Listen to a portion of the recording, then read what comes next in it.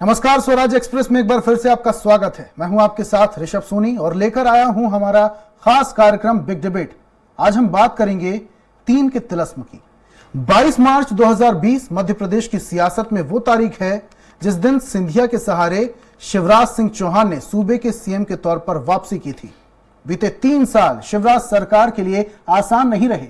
Corona से शुरू हुआ परेशानियों का सफर बिन मौसम बरसात की मार झेल रहे किसानों के मुद्दे पर जारी है, लेकिन बतौर मुख्यमंत्री 1.5 दशक से ज्यादा अनुभव रखने वाले शिवराज सिंह ने हर मुश्किल से पार पाया और जनता के बीच लगातार बने हुए हैं। एक रिपोर्ट देखिए, उसके बाद चर्चा करेंगे।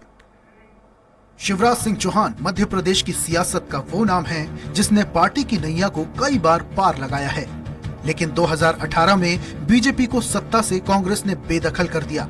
निर्दलियों के सहारे चल रही कमलनाथ की सरकार 15 महीने में ही टूटकर बिखर गई।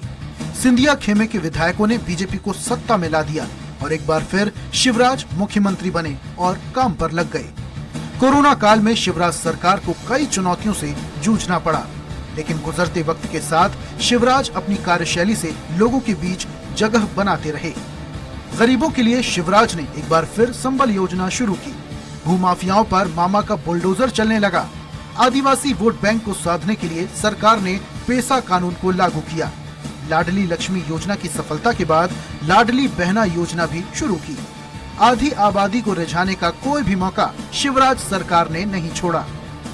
तो विकास और जन कल्याण का महायज्ञ चल रहा है। हमारा बजट अब बढ़ के 3,14,000 करोड़ रुपया हो चुका है। पर कैपिटा इनकम जो कभी 11,000 रुपया होती थी, अब बढ़ के 1,40,000 रुपये के आसपास पहुंच गई है। जीएसडीपी का साइज हमारा लगातार बढ़ता जा रहा है। जो कभी 71 करोड़ था, आज बढ़ के 13 लाख करोड़ को पार कर गया है।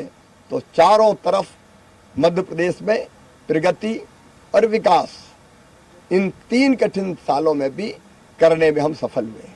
वही 3 साल के कार्यकाल में कांग्रेस कहती है शिवराज सरकार कर्जा लेकर घी पीने का काम कर रही है। राज्य में जनता त्रस्त है और सरकार कुंभकर्ण की नींद सो रही है। बहरहाल 2023 में सरकार को चुनाव की परीक्षा से गुजरना है। किसानों की आंखों में आंसू, कानून व्यवस्था, अपराधियों और माफियाओं का खौफ, यदि इन सबको भारतीय जनता पार्टी अपनी उपलब्धि मान रही है तो मैं भारतीय जनता पार्टी को अपनी शुभकामनाएं दूंगा। क्या शिवराज पास होंगे या कमलनाथ फिर से मुख्यमंत्री बनेंगे, ये तो आने वाला वक्त ही बताएगा। तो आज हम बात कर रहे हैं 3 के तिलिस्म की। इस पर हम चर्चा करेंगे। वरिष्ठ नेता बीजेपी से गोविंद मालू हमारे साथ जुड़ चुके हैं। कांग्रेस प्रवक्ता भी हमारे साथ है धर्मेंद्र शर्मा जी, और वरिष्ठ पत्रकार स्टूडियो में मौजूद हैं आशीष दुबे जी। सबसे पहले चर्चा की शुरुआत में आशीष दुबे जी से ही करूंगा। दुबे साहब, मुख्यमंत्री द्वारा इन 3 सालों में तमाम योजनाएं चलाई गई। महाकाल लोक बनाया गया, पेसा एक्ट लागू हुआ, लाडली लक्ष्मी के साथ साथ लाडली बहना योजना लागू की गई, संबल योजना, प्रदेश में निवेश के लिए global investor summit, commissioner system, तमाम ऐसी लिस्ट है जिस पर काम किया गया। इन 3 सालों को आप किस तरीके से देखते हैं? एक बेहतरीन सरकार का बेहतरीन काम, या फिर 2023 में सत्ता वापसी को लेकर एक बेहतरीन रणनीति? देखिए, ये सरकार लगभग आधे कार्यकाल हो चुकी, विधानसभा के आधे कार्यकाल के आसपास सत्ता में वापस आई। तो पहली बात तो ये, अगर हम सिर्फ इस सरकार के से माने तो ये सरकार जनादेश से नहीं आई। पहली ये सरकार बैकडोर से अंदर आई। और ये जरूर बात है कि कांग्रेस अपनी सरकार को संभाल नहीं पाई, जिसका फायदा सियासी तौर पर जो कोई भी दल उठाना चाहेगा भाजपा ने उठाया और वो सरकार में आए।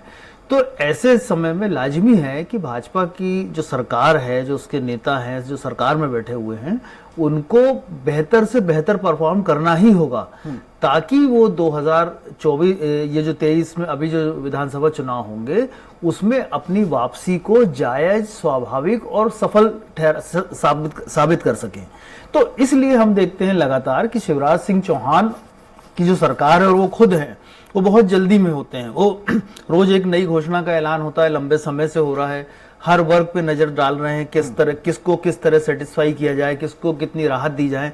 तो ये सारी चीजें चुनाव के तरीके भी हैं और अपनी वापसी की जद्दोजहद भी ये बताते हैं। लेकिन देखिए, जो आपने योजनाएं दिखाई, शिवराज सिंह चौहान जब सरकार में आए थे और उसके बाद उन्हें चुनाव लड़ना पड़ा था, तो उनके लिए लाडली लक्ष्मी योजना गेम चेंजर साबित हुई थी। वो एक बेहतर योजना थी जो उन्होंने लागू की थी। उसके बाद वो 2008 में चुनाव जीते थे। उसके बाद किसानों के लिए संबल योजना थी और कुछ और योजनाएं थी, उसके सहारे वो दूसरा चुनाव भी जीते थे। लेकिन देखिए, उसी तरह की एक योजना कांग्रेस ने भी पेश की थी, किसान ऋण माफी, जो काफी हद तक गेम चेंजर साबित हुई और भले बहुत ज्यादा बहुमत नहीं मिल पाया, लेकिन भाजपा से आगे हुई पार्टी और सत्ता में कांग्रेस आ गई। तो इस तरह की योजनाओं का जो सिलसिला है चुनाव के समय चलता है, लेकिन जनता किस चीज को बहुत ज्यादा पकड़ पाती है, जनता के दिल में कौन सी चीज उतरती है, और सबसे बड़ी बात है किस दल की नीयत पे और उनकी कथनी करनी दोनों पे भरोसा करती है, ये महत्वपूर्ण होता है। तो इसलिए जो है अभी जो लाडली बहना योजना जो लाई गई है, जो बड़े वर्ग को प्रभावित करने वाली योजना है, ये इस योजना को हम अगर सियासी जो आरोप प्रतिरोप है से अलग हटके देखें, तो ये योजना भी कहीं ना कहीं बीजेपी को फायदा पहुंचा सकती है, बशर्ते उसका इम्प्लीमेंटेशन ठीक से हो, समय पे हो। लेकिन उसी के साथ देखिए, उसी के बरक्स यदि देखें तो कांग्रेस ने भी एक योजना पेश की, किसान ऋण माफी तो उनकी पुरानी है, उन्होंने ओल्ड पेंशन स्कीम पर फोकस किया है, जो एक बहुत बड़े वर्ग को प्रभावित करती है योजना। वो भी एक ऐसा है जो आम आदमी के परिवार को, उनके मर्म को छूती है। तो इन दोनों योजनाओं के साथ साथ इन दोनों दलों की क्रेडिबिलिटी का मुकाबला है। अभी हाल में ही कमलनाथ ने एक घोषणा कांग्रेस की तरफ से की है कि 500 रुपए का सिलेंडर दिया जाएगा। तो ये जो योजना है ये बहुत, इसके अलावा उन्होंने एक घोषणा और की आशीष साहब कि अब 1000 की जगह 1500 में महिलाओं को दिए जाएंगे। यकीनन तो आंकड़ा बढ़ जा रहा है, लाडली कहीं ना कहीं इसमें कंपटीशन भी आ जा रहा है। अब वापस से आऊंगा आशीष साहब आपके पास, कांग्रेस प्रवक्ता धर्मेंद्र जी भी हमारे साथ जुड़े हुए हैं, उनकी ओर बढ़ूंगा। धर्मेंद्र साहब, ये 3 साल शिवराज सरकार की कैसे देखते हैं आप? एक तरफ तो आप आरोप लगा रहे हैं कि मुख्यमंत्री शिवराज सिंह चौहान ने 3 सालों में घी पीने के अलावा और कुछ भी नहीं किया और जनता को ठगने के अलावा और कुछ भी नहीं किया, लेकिन जब ये लाडली बहना योजना लागू होती है, क्या लगता है आपको कि आने वाले विधानसभा चुनाव में ये गेम चेंजर साबित होगी? नमस्ते ऋषभ जी। जी नमस्कार। आप बताइए, 2021-22 में मध्य प्रदेश के प्रत्येक नागरिक पर 24,000 प्रति व्यक्ति कर्जा था, जो 22-23 में बढ़कर 48,000 हो गया। एक साल में शिवराज सरकार ने कितना कर्जा लिया है, आप इससे अंदाजा लगा लीजिए कि वो डबल हो गया। मध्य प्रदेश का कर्जा लगातार बढ़ रहा है और प्रदेश सरकार हर दिन एक नए कर्ज लेने की घोषणा करती है। तो कर्ज से सरकार चला रहे हैं शिवराज सिंह। अब शिवराज सिंह जी बताएं कि 18 साल हो गए, माफ कीजिएगा, बड़े निवेदन के साथ आपको रोकना चाह रहा हूं, लेकिन ये जो कर्ज लिया जा रहा है ये भी जनता की भलाई के लिए किया जा रहा है ना, योजनाओं को क्रियान्वयन के लिए किया जा रहा है। मुख्यमंत्री शिवराज सिंह चौहान या बीजेपी पार्टी कर्ज लेकर अपने पास तो नहीं रख रही। ऋषभ जी, मैं आपका ध्यान उसी ओर आकर्षित कराना चाह रहा हूं। आप बताएं, आपने कर्ज लिया और आधे से ज्यादा पैसा योजनाओं के विज्ञापन में खर्च कर दिया। आप जनता को क्या दे रहे हैं? आपने रोजगार मेले के नाम पर 1121 रोजगार मेले लगाए, लेकिन नौकरी कितने लोगों को मिली? आज शिक्षित 29 लाख शिक्षित बेरोजगार मध्य प्रदेश में है। युवाओं को रोजगार नहीं है मध्य प्रदेश में। महिलाओं की बात ये कर रहे हैं, महिला उत्पीड़न में मध्य प्रदेश नंबर 1 है। अभी हमने देखा किस प्रकार से एक आदिवासी महिला के साथ मध्य प्रदेश की सरकार ने उसके परिजनों पर मुकदमा लगा दिया। जिस पीड़ित महिला के साथ अन्याय हुआ, अत्याचार हुआ, उसी के परिवार को शिवराज सिंह जी की सरकार ने 307 का आरोपी बना दिया। ये कहां का न्याय है? आप केवल झूठ और घोषणा करने का काम करते हैं। शिवराज सिंह जी का नाम घोषणावीर मुख्यमंत्री इसीलिए पड़ा कि 18 साल से प्रदेश के मुख्यमंत्री है। हर साल एक नई घोषणा करते हैं, करते कुछ नहीं है, केवल विज्ञापनों के माध्यम से जनता को लालच देकर, उनको बरगलाकर उनका ध्यान भटकाने का काम करते हैं। असल मुद्दों पर पूरी भारतीय जनता पार्टी बात करना नहीं चाहती। महंगाई की बात अगर हम करते हैं तो ये बोलते नहीं है। हमने कहा, कमलनाथ जी ने कहा है, हमारी सरकार आएगी, हम मध्य प्रदेश की उन महिलाओं को 500 रुपए का गैस सिलेंडर देने का काम करेंगे। आज एक गैस सिलेंडर 1200 रुपए का है। हमने कहा है कि जो हमारे शासकीय कर्मचारी हैं, बेचारे जो 40-50 साल अपनी सेवाएं सरकार में देते हैं, उनके वृद्धा पेंशन, ओल्ड पेंशन की बहाली हम करेंगे। जिससे उनका आने वाला जो व्रतकाल का जीवन है वो सुरक्षित रहे। उस पेंशन को बंद करने का काम भाजपा ने किया। ये जितने भी जन विरोधी नीतियां हैं भारतीय जनता पार्टी लागू करती है, लेकिन कांग्रेस पार्टी ने वादा किया है कि अभी 6 महीने बाद कांग्रेस की सरकार बनेगी, हम किसानों का जो बकाया कर्जा था वो माफ करेंगे जो रह गया है, ओल्ड पेंशन स्कीम लागू करेंगे, 500 रुपए में गैस सिलेंडर देंगे प्रत्येक महिला को, और 1500 रुपए प्रति महीना के हिसाब से महिलाओं को सालाना 18,000 रुपए देने का काम करेंगे। और शिवराज सिंह जी की तरह हम लाडली बहना को ठगने का काम नहीं करेंगे। ये शर्तें जो शिवराज सिंह जी ने लगाई है वो शर्तें हम नहीं लगाएंगे। आप देखिए मध्य प्रदेश में महिलाओं की आबादी कितनी है ऋषभ जी? 4.5 करोड़। 4.5 करोड़ में उन्होंने बोल दिया कि साहब 23 वर्ष से 60 वर्ष की आयु के बीच की महिलाएं इस स्कीम में आएंगी। 2.5 लाख से ऊपर की इनकम जिनके परिवार की है वो महिलाएं इस स्कीम में नहीं आएंगी। ऐसी महिलाएं शर्मा साहब, कांग्रेस की सरकार अगर आती है तो ये कोई भी टर्म्स एंड कंडीशंस नहीं लगेंगी। हम ये इस प्रकार की जो बारीकी की इन्होंने कई सारी टर्म कंडीशन लगाई है वो नहीं लगाएंगे। एक स्लैब बनाया जाएगा, जैसे कि आपने देखा होगा कमलनाथ जी की 1.25 साल की सरकार ने हमने 100 रुपए 100 यूनिट बिजली का बिल देने का काम किया। हमने संबल योजना की तरह भाजपा के कार्यकर्ताओं को फायदा पहुंचाने के लिए भेदभाव नहीं किया जनता में और भाजपा के कार्यकर्ताओं में। हमने एक साधारण नीति बनाई कि 100 रुपए 100 यूनिट बिजली का बिल, जिस किसी भी व्यक्ति का शर्मा साहब वापस से आऊंगा, हम उसको शर्मा साहब वापस से आऊंगा का बिजली का बिल। वो अगर शर्मा साहब वापस से आऊंगा, पार्टी कार्यकर्ता है तो आप लोग बीजेपी क्या कर रहे प्रवक्ता हैं? हमारे साथ हैं गोविंद मालू साहब पूरी बात आपने सुनी धर्मेंद्र जी की। मुख्यमंत्री को मैंने बता रहे सुनी। घोषणा भी देखिए, ये 3 पूरा- सालों में जितनी ये- भी योजनाएं लागू की गई उनका क्रियान्वयन सही तरीके से तो किया ही नहीं गया, ऐसा कहना है धर्मेंद्र साहब का। और उनका यह भी कहना है कि आज से 6 महीने बाद जब कांग्रेस की सरकार बनेगी तो इससे ज्यादा लाभ जनता को पहुंचाएगी, सिर्फ घोषणाएं नहीं होंगी। तो क्या 3 सालों में सिर्फ घोषणाएं हुई? 15 महीने की सरकार में देख लिया कि कितना वचन पत्र में जो उन्होंने दिया था उसकी कितनी घोषणाएं इन्होंने पूरी की, कितने लोगों को धोखे में रखा। ये बोल रहे हैं कि कितने लोगों को लाभ हुआ। अरे भाई, अभी तक गरीबी हटाओ, 50 साल बाद आप कई 4 सरकार में रहे, गरीबी नहीं हटा पाए। पहले तो पश्चाताप करना चाहिए। अब संबल योजना आपने बंद कर दी, जो मृत्यु के बाद में जो अंतिम संस्कार का पैसा मिलता था वो आपने बंद कर दिया। और आप कह रहे हैं कि हमने अच्छी योजना चालू की। फिर बेरोजगारी भत्ते देने की बात की थी, वो 1.5 साल में आपने कुछ नहीं किया, तो क्या 5वें साल करते बेरोजगारी भत्ता देने के बाद? आप कह रहे हैं हमको तो 5 साल के लिए सरकार मिली। कर्ज माफी के लिए इन्होंने 10 दिन में कर्ज माफी की बात की थी इन्होंने। अब कह रहे बाकी बचा वो हम करेंगे। अरे इन्होंने केवल 6 करोड़ रुपया 6,000 करोड़ रुपया का कर्ज माफी की। 54-55 हजार करोड़ रुपया लगभग कर्ज माफी का वॉल्यूम था, उसमें से 6,500 कुछ करोड़ रुपया, और वो भी जो डिफॉल्टर थे, जो एनपीए खाते थे उनको जोड़ रहे हैं। इन्होंने कुछ नहीं किया। 2 लाख रुपए के इन्होंने 5 साल अगर कर्ज माफी की बात की, प्रमाण मध्य पत्र दिए प्रदेश के प्रत्येक किसान का और कर्जा पैसा माफ जमा नहीं होता। कर। सुन लीजिए मेरी बात, सुन लीजिए। फसल बीमा के पैसे आपने जमा नहीं किए। हम जब आए 2200 करोड़ रुपए जमा किया। आपने बैंकों में जो पैसा जमा करता था कोऑपरेटिव में 837 फसल करोड़ बीमा रुपए के हमने नाम जमा पर किया। किसानों को लूटने का काम किया शिवराज सिंह अरे जी ने। देखिए, अब आपकी बात हो गई ना, आपने बहुत झूठ बोल लिया, अब मुझे सच बोलने दीजिए।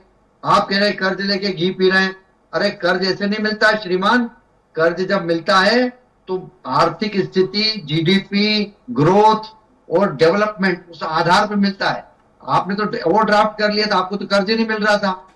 और हमने कोई ओवरड्राफ्ट नहीं किया। हमें कर्ज कब मिलता है? जब आपकी आर्थिक सेहत ठीक हो और आप उससे जनरेट कर रहे हैं, कुछ विकास कर रहे हैं, उत्पादकता बढ़ा रहे हैं, लेकिन उसके मालू आधार साहब, पर पैसा मिलता है। लेकिन ऐसा नहीं मालू मिलता है साहब कर्ज। माफ कीजिएगा, निवेदन के आपको साथ कर्ज रोकना चाह रहा हूं प्रदेश- आपको, लेकिन कर्ज और- अगर लिया जा रहा है तो इसका सीधा असर या अप्रत्यक्ष तौर पर जनता पर ही असर होगा ना। सरकार ने तो कर्ज देखिए, ले लिया, लेकिन इसका असर रीपेमेंट भी हो जनता रहा है पर ना। भी पड़ेगा। ये रीपेमेंट भी हो रहा है, वापस भी मिल रहा है, और उससे उत्पादकता बढ़ रही है। प्रति व्यक्ति आय 1,40,000 रुपए कैसे हो गई लोगों की? जीडीपी ग्रोथ कैसे हुई? विकास दर कैसे बढ़ी? किसान जो कृषि की विकास दर थी वो सबसे उच्च स्तर पर भारत में कैसे है? गेहूं के उत्पादन में नंबर 1 कैसे है? तो ये सब चीजें कहां से आई? ये उत्पादकता बढ़ने से आई।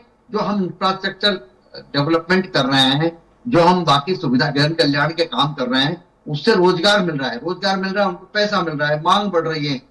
मांग बढ़ रही है तो उसकी आपूर्ति के लिए नए ऋषभ जी, उद्योग खुल मेरा रहे हैं, जवाब व्यापार बढ़ दीजिए। रहा है, व्यापार बढ़ रहा है हाँ, तो शर्मा रेवेन्यू साहब आ रहा है, आपके पास रेवेन्यू आ रहा है तो हम चुका रहे हैं उसका पैसा, ब्याज भी चुका रहे हैं, पैसा भी चुका रहे हैं। इन्होंने तो पराए माथे परमानेंट करने की बहुत कोशिश की, कर्जा लेके इन्होंने गाड़ियां खरीदी और बंगले सजाए, इसके अलावा कुछ नहीं किया इन्होंने। और रोज एक इनका उद्योग चला, तबादला उद्योग, रोज एक दूध की बंदी की तरह एक सूची आती थी और उसके अंदर लेन देन के लिए 4-5 अलग अलग काउंटर थे इनके। इसके अलावा जब इनकी सरकार आई तब बिजली गायब, जब इनकी सरकार आई तब गड्ढे हो गए सड़क में। देखिए जब लोकसभा का चुनाव था तो आप सब ने पूरे प्रदेश का भ्रमण किया, मीडिया ने भी किया, देखा कि किसान कितना गुस्से में था। तो कर्ज माफी नहीं आऊंगा शर्मा साहब, मिल रहा है, दूसरा बिजली 8 घंटे जा रही है, जो अच्छी भली बिजली अभी वापस ठीक हुआ कि नहीं, कोई बिजली जा रही है, गड्ढे हो गए सड़कों में, सड़कें नहीं सुधर रही थी। ये जब आते हैं ठीक है मालू साहब, आऊंगा आपके पास। धर्मेंद्र जी पूरी बात सुनिए आपने मालू साहब की, कह रहे हैं 15 महीने की सरकार में सिर्फ गाड़ियां खरीदी गई, इसके अलावा और कुछ भी नहीं हुआ। और कर्ज अगर लिया है शिवराज सरकार ने तो इम्प्लीमेंटेशन भी तो हो रहा है। कर्ज मिलता है, इससे नहीं लिया जाता है। भाजपा के मिलता है तभी मिलता है जब आपकी आर्थिक जी बताया 18 साल हो गई भारतीय जनता पार्टी को मध्य प्रदेश में सरकार नहीं मिलता है। ठीक है मालू साहब, पूर्ति करती है मालू साहब आऊंगा आपके पास। अभी की रिपोर्ट है ये, मध्य प्रदेश के बड़े अखबार में प्रकाशित हुई और सरकार ने जवाब दिया विधानसभा में कि हर महीने 1.25 लाख बेरोजगार मध्य प्रदेश में बढ़ रहे हैं। और इन्होंने कहा कि कर्ज लेकर हम जनता का विकास कर रहे हैं। 1.25 साल की सरकार से हिसाब मांग रहे हैं। 18 साल हो गई आपकी सरकार को। अरे उसके 50 साल का भी हिसाब मांग रहे हैं हम। 50 साल क्या किया देश की दुर्गति को वादे किए, गरीब बेरोजगार मध्य प्रदेश में भटक रहा है, बर्बाद कर दिया 10 साल में। नंबर 1 है। और महंगाई का हाल ये है कि सबसे महंगा गैस सिलेंडर पूरे देश में अगर कहीं है, बाकी प्रदेशों में ऋषभ जी गैस सिलेंडर की कीमत 1100, गैस सिलेंडर की कीमत 1108 रुपए अंतरराष्ट्रीय मूल्य से तय होती है।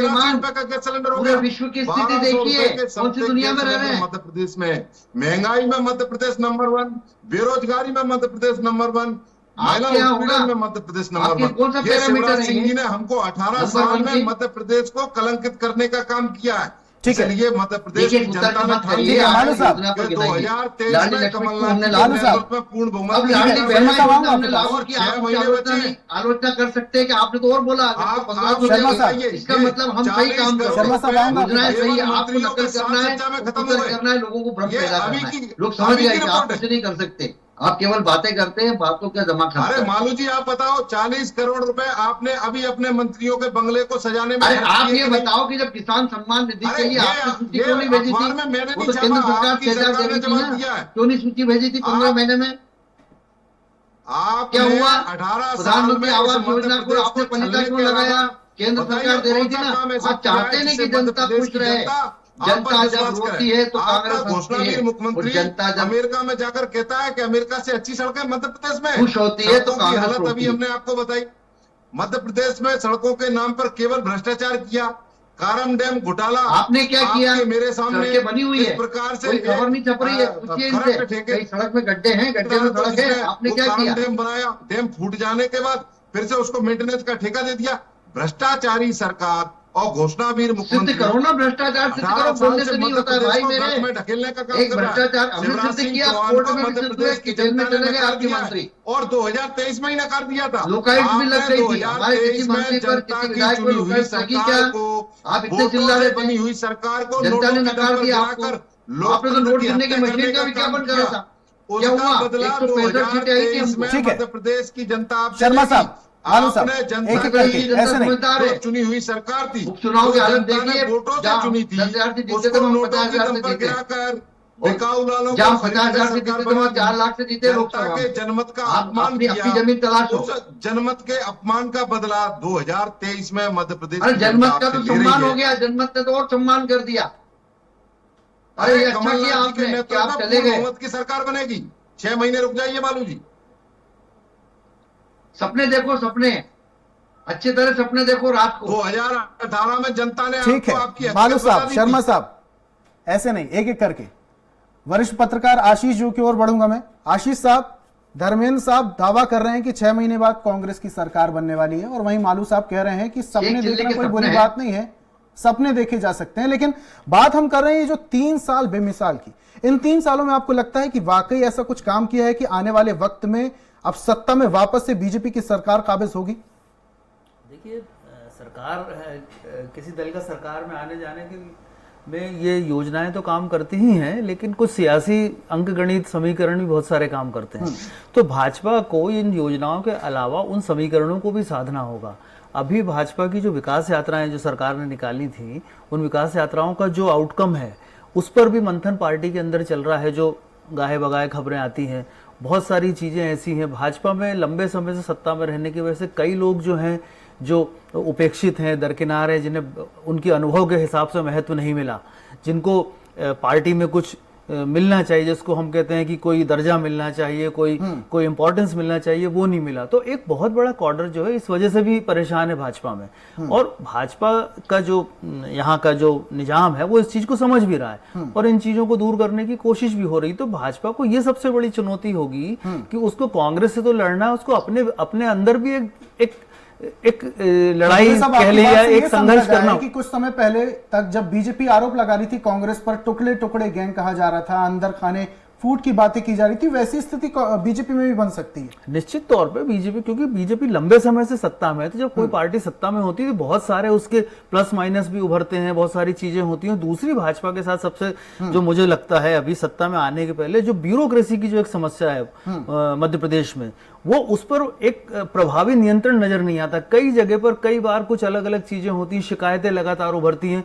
अभी जिस तरह से विकास यात्राओं में देखा गया कि नए रजिस्ट्रेशन किए गए योजनाओं के तहत जो सरकारी योजनाओं में पात्र हितग्राहियों को जोड़ा गया, ये एक उपलब्धि हो सकती है कि हमने इतने नंबर जोड़े। लेकिन ये भी तो बात हो सकती है कि एक पार्टी इतने लंबे समय से सरकार में चल रही है तो वो लोग योजना से दूर क्यों थे? तो इस तरह के बहुत सारी चीजें देखनी पड़ेंगी। बावजूद मैं मानता हूं कि भाजपा के पास एक बड़ा संगठन है, सरकार में है वो, तो उनका अपर हैंड भी है चुनाव में। तो इसलिए भाजपा के साथ कांग्रेस की जो लड़ाई है, कांग्रेस के लिए भी बहुत आसान नहीं होगी, क्योंकि 5 साल एक बड़ा संगठन है बीजेपी, लेकिन कहीं ना कहीं यहां पर कांटे की टक्कर मध्य प्रदेश में देखने को मिल सकती है। समय की बाध्यता है, जल्दी से और सवाल ले लेता हूं मालू साहब से। मालू साहब, एक नारा मुझे याद आ रहा है, बहुत हुई महंगाई की मार, अब की बार मोदी सरकार, अब की बार शिवराज सरकार। क्या चाह रहे हैं आप कि 15 महीने की सरकार में कमलनाथ की सरकार सब कुछ कंट्रोल कर लेती, सारा कुछ अच्छा कर देती? ऐसा तो संभव हो नहीं सकता था। देखिए, 15 महीने की सरकार, जो हमारी योजनाएं चल रही थी, जो हमारा आर्थिक जो ढांचा और जिस तरह के आर्थिक अनुशासन चल रहा था, उसका पालन कर ही सकती थी। जो उत्पादक व्यय थे उन पर ध्यान देती, अनुत्पादक व्ययों को हमने हतोत्साहित किया, वो तो कर ही सकती थी। जो योजनाएं चल रही थी उनको बंद नहीं करके उनको ठीक तो कर ही सकती थी, क्रियान्वयन तो ठीक करती थी। केंद्र की जो योजनाएं सीधे लाभार्थियों को जो मिलने वाली थी उनको बाधा तो नहीं डाल सकती थी। ऐसी कई सारी बातें हैं। और जहां तक बात है कि हमने क्या किया, हमने वैश्विक स्थिति के बाद भी हमारे यहाँ पूरी तरह से सब चीजों को नियंत्रित करा है। वैश्विक बाजार में आज देखिए, ब्रिटेन, अमेरिका जैसी जगह पर क्या हालत है, जो इकोनॉमिक कंडीशंस है कोविड के बाद, वो कितनी विभत्स हो गई है। उसके बावजूद हमने हमारे यहाँ पर सब चीजों पर नियंत्रण भी रखा है और जरूरी चीजों की हमने यहाँ पर उपलब्धता भी बनाई है। सारी चीजें नियंत्रण में हैं और जरूरी चीजों की इसलिए समय की बाध्यता है। वापस से आऊंगा अगर समय बचता है आपके पास। शर्मा साहब, क्या कहेंगे? हमने जो 3 साल ये जो बेमिसाल की बात की जा रही है, 2 करोड़ हर साल 2 करोड़ युवाओं को रोजगार दूंगा, इनके रोजगार मिल रहा है, जुमला देकर निकल गए। स्वरोजगार के लिए हम कोशिश कर रहे हैं और हमने लगातार कई लोगों को नए उद्यमी बनाया है। खाते में 15 लाख उद्यम क्रांति योजना, गृह मंत्री ने मुख्यमंत्री, वो भी जुमला था। एक्चुअली है क्या, ये जुमलेबाज पार्टी है, जुमलेबाजों की सरकार है, और घोषणावीर मुख्यमंत्री और जुमलेबाज प्रधानमंत्री। इस मध्य जनता तो सब समझ रही है, आपके चश्मे से नहीं देख रही है, आपके कहने से नहीं समझ रही। पार्टी ने असल मुद्दों से ध्यान भटकाना, और जब इनसे पूछा जाए कि साहब आपने रोजगार का क्या किया, 9 साल आप सही मुद्दों पे लाओ लोगों को। प्रधानमंत्री अगर आपने 9 साल की सरकार का हिसाब आपकी प्रामाणिकता यदि है तो जनता के बीच में जाइए ना भाई, घर में बैठ के क्यों सवाल करते हैं, ट्विटर और फेसबुक पे चलाते हैं। सवाल करेंगे, शर्म करो मालू जी, अब जनता भी जान। अरे शर्म तो आपको करना चाहिए। शर्म के मारे गड्ढे में अंदर दफना दिया कांग्रेस ने पूरे देश में, मध्य प्रदेश की। आशीष जी, कंक्लूजन। देखिए, मैं एक बात मानता हूं कि जैसे बात आती है कि 15 महीने की कांग्रेस की सरकार निश्चित तौर पर कांग्रेस सरकार चलाने में नाकाम साबित हुई, लेकिन एक 17-18 साल की सरकार का कंपैरिजन 15 महीने की सरकार से करना भी थोड़ी ज्यादती होती है, क्योंकि काम करने के लिए थोड़ा समय भी चाहिए, योजनाओं को अमल में लाने के लिए और जनता के दिल में वो उन योजनाओं की पैठ बनाने में समय लगता है। तो ये थोड़ी सी ज्यादती होती है। बावजूद में ये लगता है कि इस चुनाव में कांग्रेस को उस पिछले चुनाव से ज्यादा मेहनत करनी पड़ेगी, क्योंकि एक बेहतर जो वो मुकाम पे पहुंची थी वो उसके हाथ से फिसल गई। लेकिन एक बात और भी है, जो ये योजनाओं की बात आती है, ये एक अपेक्षा वर्ग की जा सकती है कि ये जो योजनाएं लाई जा रही है, 1500 रुपए हम देंगे, 1000 रुपए हम हर महीने देंगे, इसकी बजाय कुछ काम वगैरह कुछ किसी को दिया जाए, महिलाओं को दिया जाए, युवाओं को दिया जाए, तो काम से बहुत प्रोडक्टिविटी बढ़िया बढ़े। बात की है दुबे साहब आपने कि ऐसी चीज 1000 रुपए सामने महीना देने से बेहतर है कि महिलाओं के लिए रोजगार मुहैया कराई जाए, ताकि वो 1000 की जगह 10,000 रुपए कमा सके, जिससे उनकी आर्थिक स्थिति भी बदलेगी और समाज में भी बहुत ज्यादा सुधार आएगा। बहुत बहुत शुक्रिया तीनों मेहमानों का इस चर्चा में शामिल होने के लिए। बीजेपी से वरिष्ठ नेता गोविंद मालू हमारे साथ जुड़े हुए थे, कांग्रेस से धर्मेंद्र शर्मा हमारे साथ जुड़े हुए थे और वरिष्ठ पत्रकार आशीष दुबे हमारे साथ जुड़े हुए थे। तीनों मेहमानों का इस चर्चा में शामिल होने के लिए और अपने तर्क रखने के लिए बहुत बहुत शुक्रिया। और आज हम बात कर रहे थे 3 के तिलिस्म की। अब देखने वाली बात यह है कि 3 सालों में किए गए कामों का फायदा आने वाले 2023 के विधानसभा चुनाव में शिवराज सरकार को कितना होता है, यह देखने वाली बात होगी। एक नए विषय के साथ, एक नई चर्चा के साथ कल फिर हाजिर होंगे। तब तक के लिए मुझे दीजिए इजाजत और आप देखते रहिए स्वराज एक्सप्रेस। नमस्कार।